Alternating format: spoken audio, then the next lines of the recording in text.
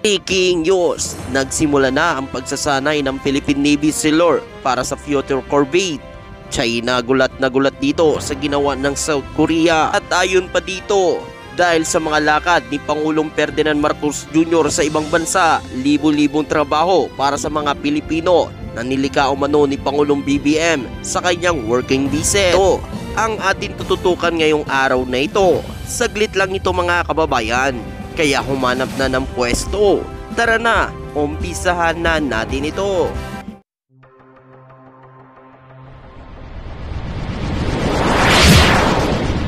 Trupang Hilonggo, Please subscribe and like. and share. Ang Philippine Navy ay nagsimula ng mag-training ng kanilang mga sailor para sa pag-operate ng South Korean-made corvettes na inaasahan umano na darating sa susunod na 2 hanggang 3 taon.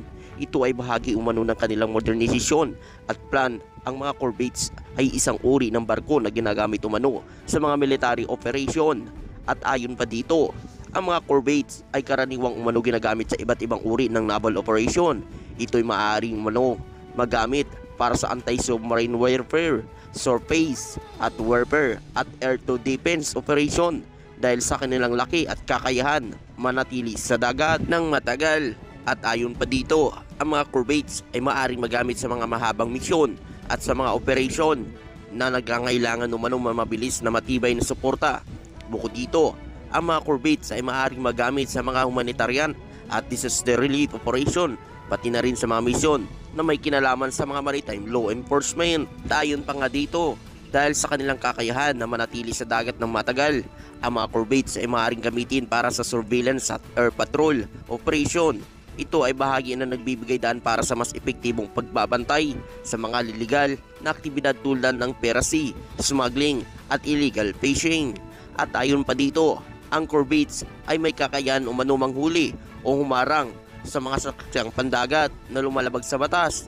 Ito ay maaaring umano magamit para sa paghuli sa mga illegal na smuggler at pirates o para sa pagpapatupad ng mga maritime. At ayon pa dito, maaaring din magamit umano para sa mga search and rescue operation dahil sa kanilang kakayahan manatili sa dagat ng matagal at sa kanilang kahusayan sa malaking alon. Sila ay maaaring maging epektibo sa paghahanap at pagligtas sa mga taong naaksidente o nawawala sa dagat. Ang pagkakaroon kumano ng mga corvettes ay nagbibigay daan para sa mas mahusay na training capability building para sa mga miyembro ng Navy. Ito ay nagpapahintulot sa kanila at na matuto at mag-adapt sa mga bagong teknolohiya at taktika na maaaring magamit sa kanilang mga operasyon. Ayon pa dito, ang mga corvettes ay nagbibigay ng malawak na kakayahan, pag-operasyon at pagpapalakas ng kakayahan ng Philippine Navy na pangalagaan at ipatupad ang batas sa ating mga karagatan. Ayon pa nga umano sa nakalat nating impormasyon, ang mga miyembro umano ng crew na inatasan na bantayan ang 2 guided missile corvette na ipinapakalat sa South Korea upang magsanay kasama ang orihinal na mga tagagawa ng kagabitan sa Hyundai Heavy Industry Shipyard sa Ulsan, South Korea. Sinabi umano ng tagapagsalita ng Navy, John Percy Alcos, sa mga mamamayag sa isang news briefing. Ang unang corvette ay darating sa ikalawang semestre na susunod na taon, sabi umano ni Alcos, at dinagdag pa niya ang pangalawa ay inaasahan na maiatid umano sa 2026. Noong Desyembre 2021, ang Maynila ay kinakatawan umano ng Department of National Defense ay lumagda sa isang deal sa Hyundai Industry na nagkakalaga umano 28 billion para sa pagkuha ng 2 bagong corvette na may kakayahan ng anti-ship, anti-submarine at anti-warfare mission. Nilagyan din ng vertical launching system ang EASA radar system na 3,200 ton class corvette ay may haba umano ito 118.4 meter, lapad na 14.9 meter, isang cruising speed na 15 knots at may 28 kilometro at isang hanay na 4,500 nautical miles at 8,330 kilometro. Ayon pa nga rito, ang pagbubunyag umano ni Alcos tungkol sa mga corvettes ay dumating ilang araw matapos ang pinakahuling panliligalig na ginawa ng Coast Guard ng Beijing laban sa nakagawiang resupply mission ng Maynila sa Ayungin Shoal. Ikinasahugat ito ng 4 na tripulante ng Pilipinas, kabilang ang isang matataas na opisyal ng Philippine Navy. Inulat umano ng National Task Force for the West Philippine Sea na ang mga barko ng China Coast Guard ay gumagamit ng mga water cannon para harangin ang mga sasakyang pandagat ng Pilipinas na kumukuha ng mga supply sa gwardiya ng militar ng Maynila sa Ayungin Shoal at Second Thomas Shoal sa West Philippine Sea.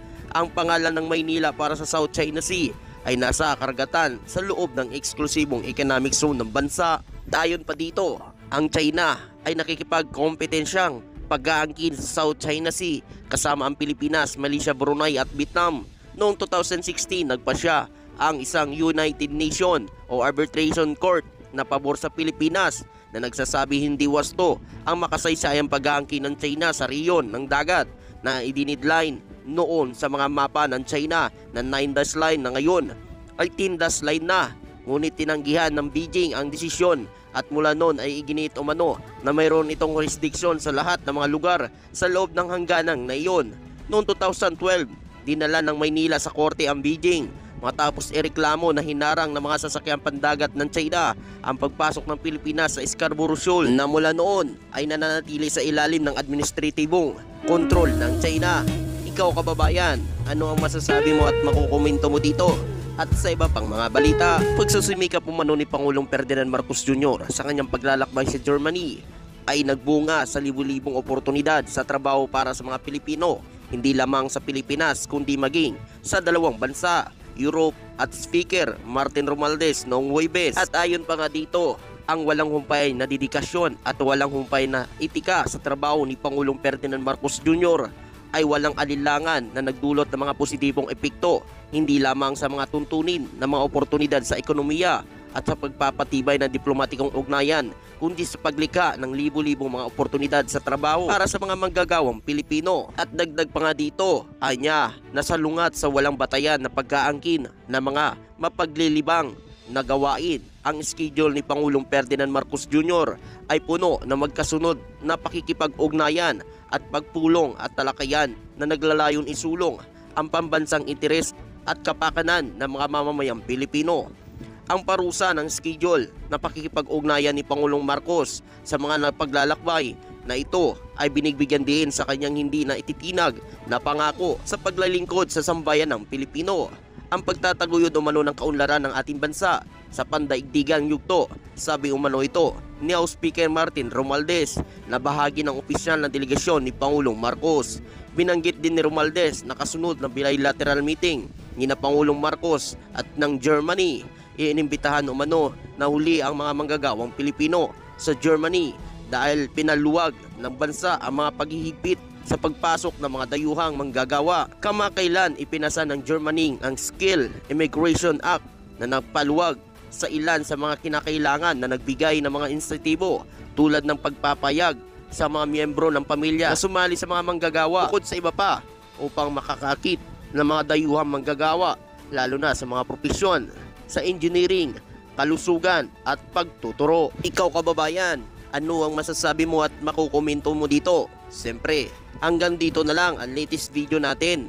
Maraming salamat sa iyong panunood at pakikinig. Hanggang dito na lang.